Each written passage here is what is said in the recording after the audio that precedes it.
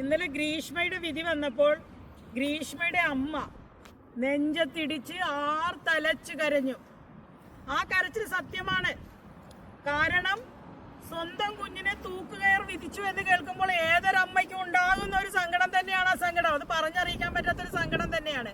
പക്ഷേ ഇപ്പുറത്ത് തന്റെ മകൻ നഷ്ടപ്പെട്ട അന്നു മുതൽ ഇനി ഒരിക്കലും തിരിച്ചു വരില്ല എന്നുള്ളൊരു തിരിച്ചറിവോടുകൂടി മരിച്ച അന്നു മുതൽ ഇന്നലെ വിധി വരുന്നത് വരെ ആർത്തലച്ച് കരഞ്ഞുകൊണ്ടിരിക്കുന്ന പ്രാർത്ഥിച്ചുകൊണ്ടിരിക്കുന്ന മറ്റൊരമ്മ ഇപ്പുറത്തുണ്ട്. ഗ്രീഷ്മ നല്ല കുട്ടിയായിരുന്നു, നല്ല പഠിപ്പിസ്റ്റായിരുന്നു, റാങ്ക് ഹോൾഡറായിരുന്നു, എല്ലാ പ്രസ്ഥാനത്തിലും പോയി എല്ലാവിധ സമ്മാനങ്ങളും വാരിക്കൂട്ടിക്കൊണ്ടിരുന്ന നല്ല ഓമനത്തോടുകൂടി സ്നേഹവാത്സല്യത്തോടുകൂടി വളർന്നിരുന്ന ഒരു കുട്ടിയായിരുന്നു ഗ്രീഷ്മ. ഒരുപാട് അറിവുകൾ ഉണ്ടായിട്ടും ആ കുട്ടി ഒരു പക്വതയില്ലായ്മയാണോ കാണിച്ചത്? പക്വതയില്ലായ്മയല്ല കാണിച്ചത്, കരുതിക്കൂട്ടി കാണിച്ചതാണ്. അവള് നേടിയ അറിവ് കൊണ്ട് അവൾ എന്താണ് കാണിച്ചു കൂട്ടിയത്? ഒരുത്തന്റെ ജീവനും ജീവിതവും ഇല്ലാതാക്കി. അതിനോടൊപ്പം അവളുടെ ജീവിതവും അവൾ കൊണ്ടുപോയി എറിഞ്ഞൊടച്ചു.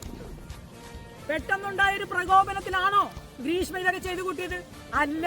പണ്ടത്തരം കൊണ്ടാണോ? അല്ല. ഒരു പോലീസ് ഓഫീസർ കഴിഞ്ഞ ദിവസത്തെ ഇന്റർവ്യൂവിൽ പറഞ്ഞു 23 പ്രാവശ്യം ഗൂഗിളിൽ അവൾ സെർച്ച് ചെയ്തു എങ്ങനെ കൊല്ലാമെന്ന്. മരണക്കിടക്കയിൽ കിടക്കുമ്പോൾ പോലും ആ പാവപ്പെട്ട പയ്യൻ അറിഞ്ഞിരുന്നില്ല താൻ ഈ സ്നേഹിച്ചുകൊണ്ടിരിക്കുന്നത് തന്റെ ഒരു കൊലപാതകിയാണ്, ഉള്ളിൽ വിഷം നിറച്ചുകൊണ്ട് നടക്കുന്ന ഒരു വഞ്ചകിയാണെന്ന് ആ പയ്യൻ ഒരിക്കലും തിരിച്ചറിഞ്ഞില്ല. മരണക്കിടക്കയിൽ കിടക്കുമ്പോഴും ആ പയ്യൻ ഏറ്റവും കൂടുതൽ ആത്മാർത്ഥമായിട്ട് സ്നേഹിച്ചിട്ടുണ്ടാകുക, അല്ലെങ്കിൽ മരിച്ചു പോകുമോ എന്നുള്ള ആ ഭയത്തില് ഗ്രീഷ്മ നഷ്ടപ്പെടുമോ എന്നോർത്തായിരിക്കും അവൻ ഏറ്റവും കൂടുതൽ ദുഃഖിച്ചിട്ടുണ്ടാവുക. തനിക്ക് നല്ലൊരു ജീവിതം ഇവിടെ വേറെ കിട്ടുമെന്ന് വെച്ചപ്പോൾ ഒരുത്തന്റെ ജീവിതം അവൾ ഇല്ലാതാക്കി. അതോടുകൂടി അവളും നശിച്ചു. അപ്പോൾ ഇനി ഈ വിധി നടപ്പാക്കുകയാണെങ്കിൽ ഇന്നലെ വന്ന വിധി, ആ വിധി നടപ്പാക്കപ്പെടണം എന്നാണ് എന്റെയും പ്രാർത്ഥന. അങ്ങനെ ഒരു വിധി ഉണ്ടായാൽ ഇതുപോലെ ഇനിയും പലയിടങ്ങളിലും ഇതുപോലെ ഉണ്ടാവും പല ഗ്രീഷ്മമാരും.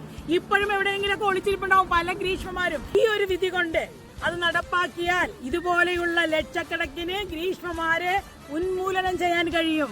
ഇങ്ങനൊരു നിയമം വന്നാൽ കൊലപാതകികൾ എന്ന് പറയുന്ന ആൾക്കാരെ സമൂഹത്തിൽ ഇല്ലാതായി തീരും.